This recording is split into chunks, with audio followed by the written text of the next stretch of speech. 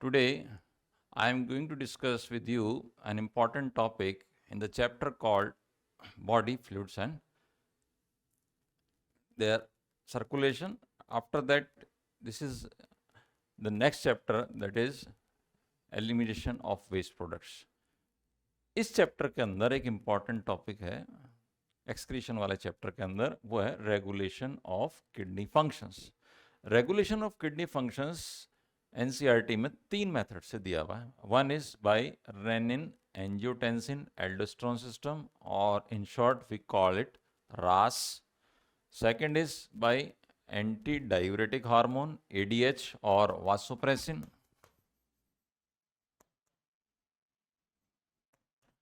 Third is by ANF और ANP, atrial natriuretic factor, ANF. तो ये एक अपने आप ऑपरेट करने वाला सिस्टम है जो कि बॉडी के अंदर जो फिजियोलॉजिकल कंडीशंस हैं उनको हमेशा ऑप्टिमाइज कंडीशन में बनाए रखता है। और बायोलॉजी में इसके लिए एक वर्ड यूज करते हैं अपन, होम्योस्टैसिस।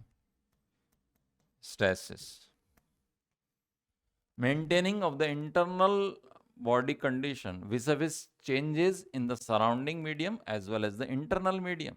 फिर सुन लीजिए आप, maintenance of the internal body medium in equilibrium with the changes happening in surrounding or in internal medium, वो static state बनी रहती है।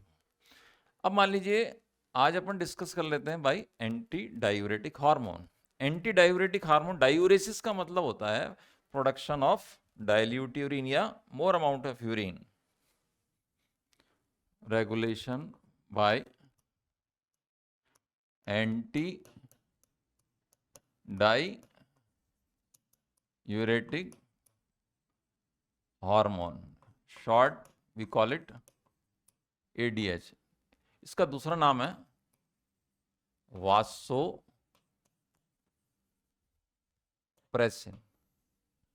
वासोप्रेसिन, वासो का मतलब है ब्लड वेसल्स, प्रेसिन का मतलब होता है कंप्रेसिंग इफेक्ट, उस पर प्रेशर को बढ़ाने से ब्लड प्रेशर बढ़ जाता है।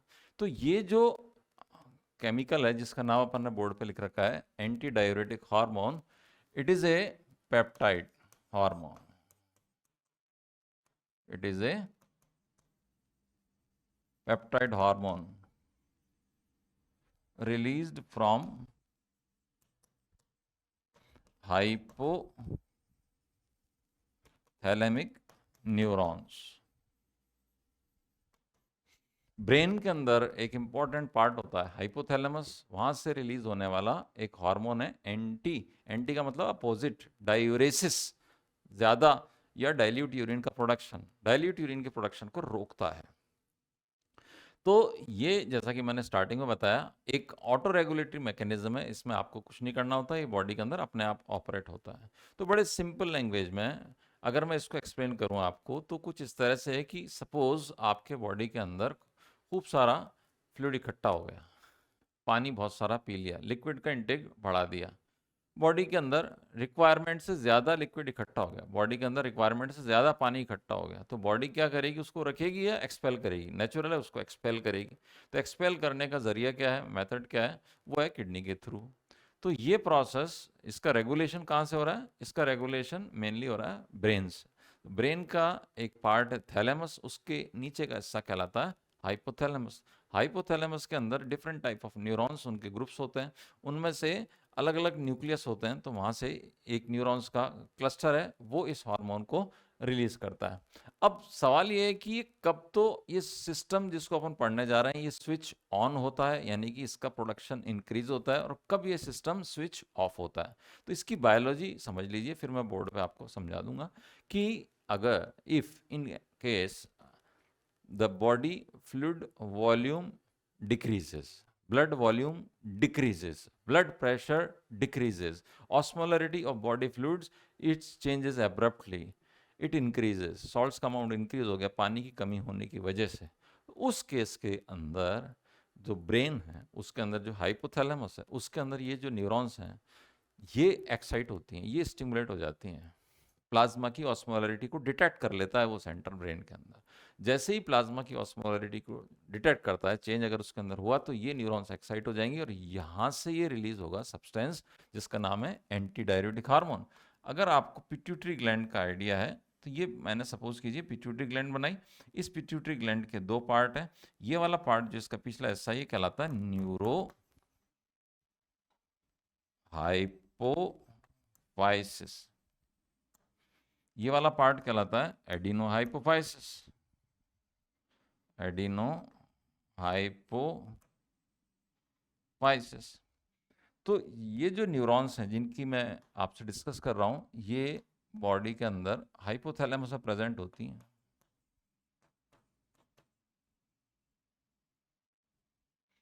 ये न्यूरॉन्स, इनके जो एक्सॉन्स हैं, ये कहाँ आ रहे हैं बेटा? ये आ रहे हैं न्यूरोहाइपोफाइसिस में। These are exons.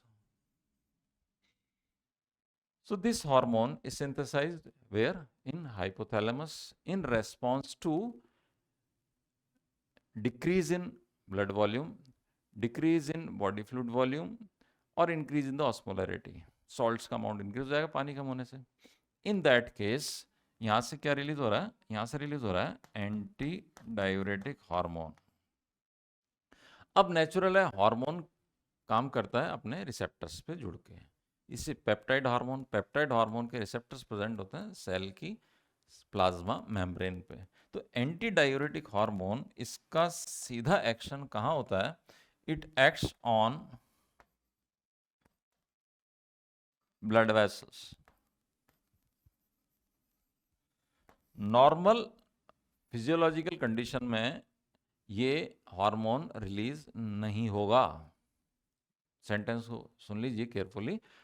Under normal physiological condition, this hormone is not released, but in supraphysiological values, ये नया वर्ड है, supraphysiological values, when the value or the amount of antidiuretic hormone significantly increases from its normal value, it causes contraction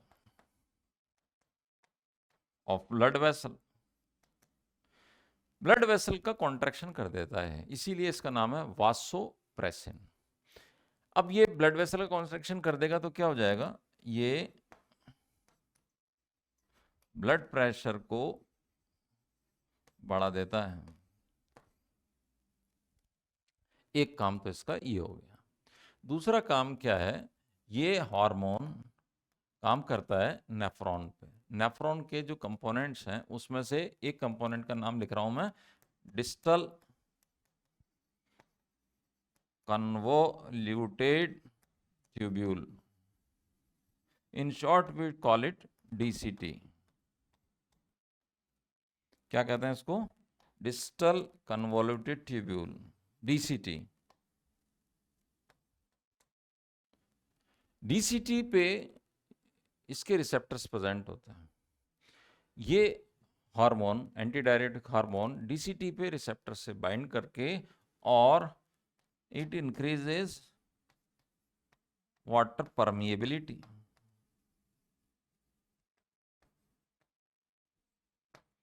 that results in increase absorption of water. देखिए, आपको basic चीज याद रखनी पड़ेगी। Maximum water absorb in PCT, 80% of the water it is absorbed in proximal convoluted tubule.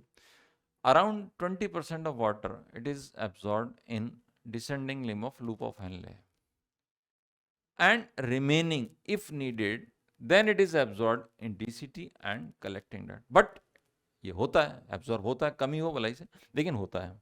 तो ये water absorption कहाँ हो रहा है? DCT and plus collecting duct. वहां पे भी यही फिनोमेना होता है कलेक्टिंग डक्ट में। पानी का एब्जॉर्प्शन कहाँ इंक्रीज कर रहा है? एक तो डिस्टल कन्वोल्यूटेड ट्यूब्यूल में, and second is in collecting duct. Collecting duct में बहुत सारी नेफ्रॉन्स की DCT आकर ओपन होते हैं। तो कलेक्टिंग डक्ट से भी जो वाटर का एब्जॉर्प्शन हो रहा है वो वासोप्रेसिन के इन्फ्लुएंस में ही चलता है। तो ये नीड बेस्ड है, ज़रूरत के अकॉर्डिंगली होता है। आपने पानी कम पिया, बॉडी के अंदर फ्लूइड्स की कमी हुई, तो ये हार्मोन का प्रोडक्शन इंक्रीज हो जाएगा।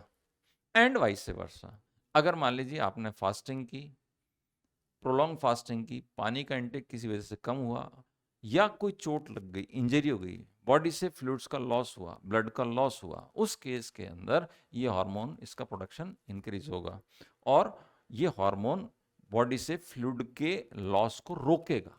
It will stop the loss of fluids from body. तो अगर मैं इसको समराइज्ड फॉर्म में लिखना चाहूँ बोर्ड पे, जो मैंने आपको एक्सप्लेन किया, तो वो मैं आपको लिख के बता देता हूँ. ठीक है.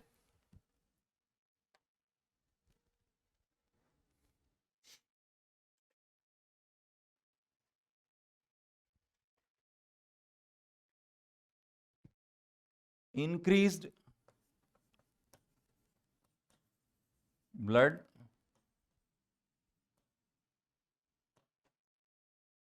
osmolarity, increased blood osmolarity, decreased vascular volume,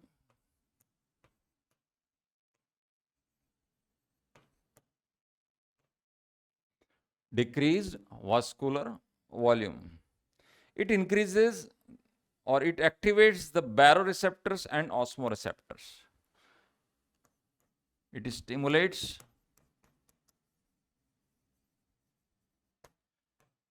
pressure receptors, baroreceptors and osmoreceptors. ये कहाँ प्रेजेंट है? इन हाइपोथैलेमस. इंक्रीज इन थर्स्ट, इसका नतीजा क्या होगा? दो काम होंगे यहाँ पे. वन इज इंक्रीज थर्स्ट, प्यास लगेगी आपको. Increase in thirst and it results in increase fluid intake. Increase fluid, आप पानी ज्यादा पिएंगे. बिल्कुल सिंपल वर्ड्स. अब दूसरा काम क्या हो गया? ये vasopressin is release. Vasopressin released. Antidiuretic hormone, it is released. Antidiuretic hormone ये किस पे काम करेगा? वास्कुलर इफेक्ट्स, ये वासोकॉन्स्ट्रिक्टिव इफेक्ट है. दो तरह के काम कर रहा है. वासो कॉन्स्ट्रिक्शन, ब्लड वेसल का कॉन्ट्रैक्शन इन एफरेंट आर्टेरियोल. ये खास बात है, एफरेंट आर्टेरियोल. उससे फिल्ट्रेट बनना कम हो जाएगा, यूरिन का प्रोडक्शन कम हो जाएगा.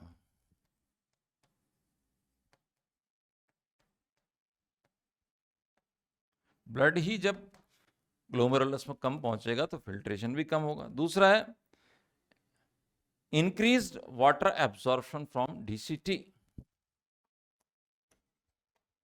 इंक्रीज्ड वाटर एब्जॉर्प्शन कहां से? From DCT and collecting duct. DCT और कलेक्टिंग डक्ट से पानी का एब्जॉर्प्शन बढ़ जाएगा.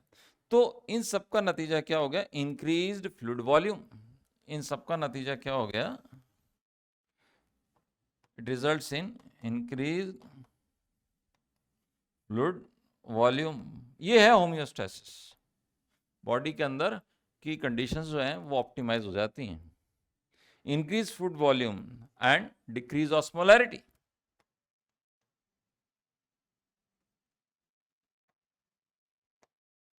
अब देखिए कैसे शुरू हुआ था. ब्लड की ऑस्मोलैरिटी बढ़ने से. खत्म कहाँ हुआ? ऑस्मोलैरिटी कम होने से. ऑस्मोलैरिटी ऑफ ब्लड या बॉडी फ्लूइड्स, उसकी ऑस्मोलैरिटी कम हो जाती है.